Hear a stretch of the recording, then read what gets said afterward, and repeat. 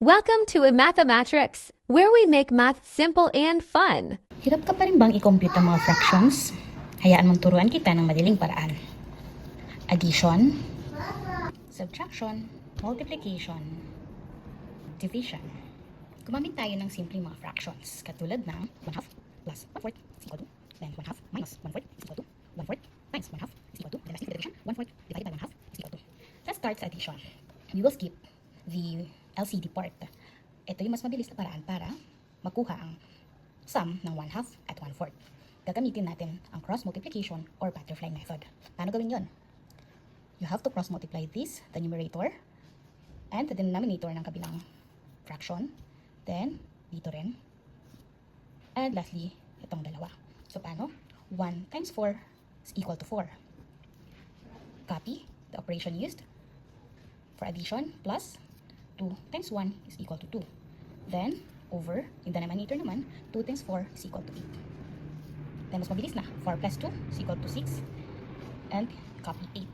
Of course, you have to simplify this to its simplest form. Para gawin yun, maghanap ng number na pwedeng i-divide sa dalawa. Or in this case, we will use number 2. So, 6 divided by 2 is 3. And 8 divided by 2 is 4. Now, this is your final answer. Since hindi mo na rin siya, kayang i-simplify pa. Ito na yung simplest form niya. So, the answer is 3/4. How about subtraction? Same method. Cross multiplication. And then, multiply the denominators. So, 1 times 4 is equal to 4. Then, copy the operation used minus 2 times 1 is equal to 2 over 2 times 4 is equal to 8. Now, 4 minus 2 is 2. And then, copy 8. Simplify again. We can divide both by 2, which will give us 1 over 4 or 1/4. Ito na ngayon ang simplest form natin.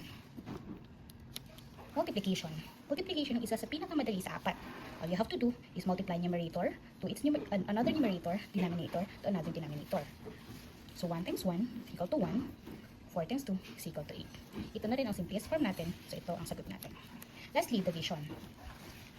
Sa standard process, kailangan mong kunin ang reciprocal ng 1/2.